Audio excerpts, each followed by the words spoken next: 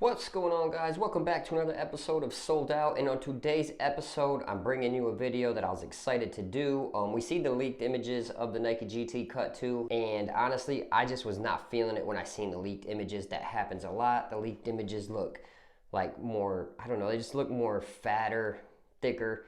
Not really sure. I don't really care for a lot of the leaked images that I've seen over the last year. But now that we got the official images, there's an image up on StockX. Actually, there's pairs for sale on StockX. I think it's 747 bucks. So by the time you're done paying taxes and shipping and all that, you're looking about 800 bucks. Or you could just wait till the shoe comes out, which I'm sure about 95% of us will do.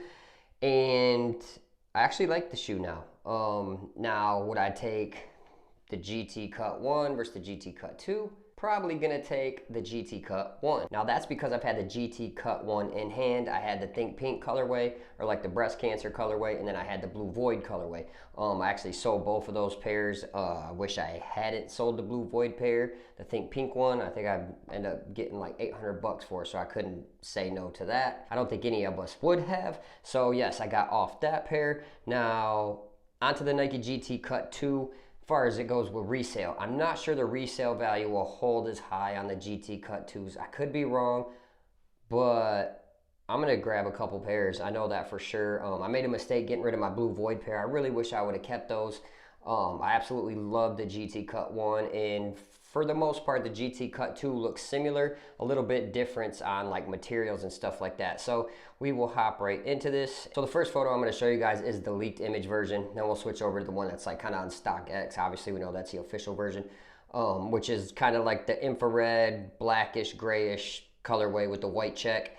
I think it looks pretty dope for the most part. Now we'll work our way from the top to the bottom like we always do. It's kind of hard for some of the images, but the heel, I got the overview, like the overhead view of one of the pairs, and it looks pretty comfortable. Padding's not like the thickest in the world, but neither was the GT Cut, the first one.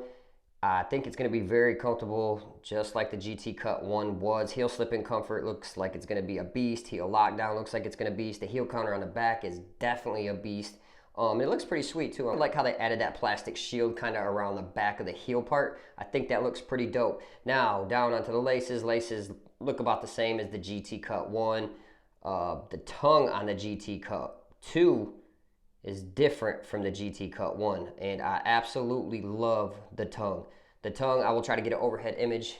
I don't have it on this phone right now, but the GT Cut tongue is ported out. Now on the GT Cut 1, it was, I think, a little bit if I remember correctly, but the GT Cut 2 has ports all over it. I'm sure the sneaker is gonna be very, very breathable. Now down onto materials. Materials look kind of cheap right now. We haven't had the sneaker in hand. I've seen a few people with the sneaker in hand, but they really haven't gave a detailed description yet or kind of their review on things. So I can't wait to get this in hand.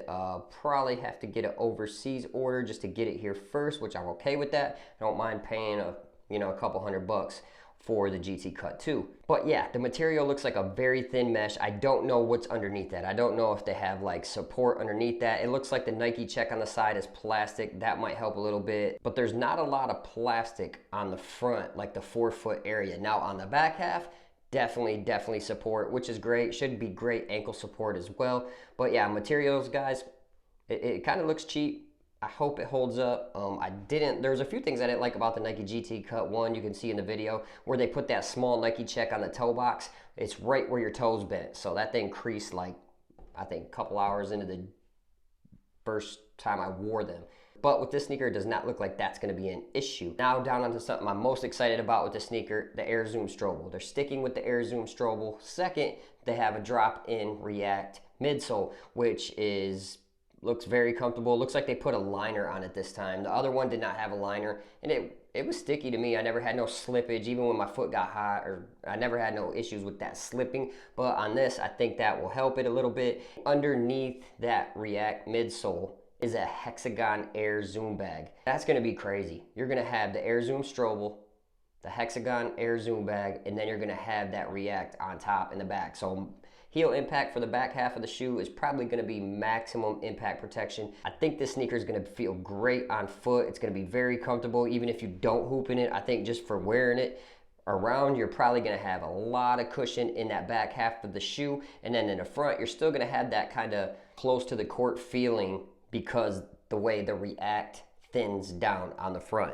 Now, I think they'll kind of stick with a similar insole like they did on the GT Cut 1. It was thicker in the back and it got slimmer on the way up, and that's to still keep that court feel. You want to have that court feel a little bit. Now, the Zoom Strobel might take away from that a little bit, but I don't think you'll have any issues in this whatsoever. The Kyrie Infinity felt great, even with the Air Zoom Strobel on the front. You still had some court feel. I think this will be very similar to that in the front of the sneaker, probably a little bit more comfortable though. Now, down on the traction. I'll throw a picture up. Traction is wicked looking on the sneaker. On the back, we have a bunch of nubs. Kind of looks like a V shape. And then it has Air Zoom on the bottom, which you can kind of see up into the shoe. The front half does have the same kind of nubs on the left and right side, but then just a little bit slightly back from where your toes would be. It has kind of a aggressive herringbone pattern with a little bit more spacing than on the GT Cut 1. The GT Cut 1 kind of almost had like a heartbeat style lines and stuff, and they were very, very tight. This does not have that. I think the traction is going to be pretty good on this one. I slipped a little bit with my Blue Void pair, but after I broke them in, that traction stuck like glue, so I really enjoyed playing in the GT Cut 1. And I think we're all going to enjoy the GT Cut 2 traction. Otherwise, it'd be very disappointing if the traction was whack on that. Now, down onto my thoughts on how the shoe looks.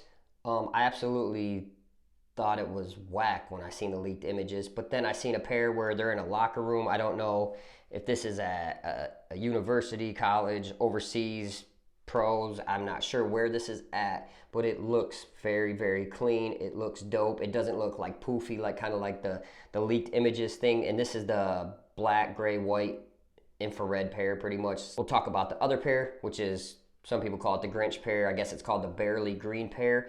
And that actually looks pretty dope. It's unique, it's different. I'm sure it gets dirty quick, so I probably will not be getting that pair. I do like the colorway though. It's definitely fresh. It's kind of got that lime peach color. It's sweet though.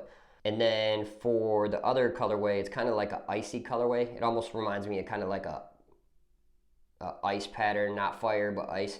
I'm surprised they didn't do like a fire and ice when it came to this type of design. And as you guys can see, it's got that light blue, it's got that royal blue, a little bit of orange, a little bit of yellow, and it's actually pretty dope. But if that's the only colorway I have access to, please believe, yes, I will be getting that in hand. And I also dislike how the inside of a sneaker is white. Any shoe, like my Zions,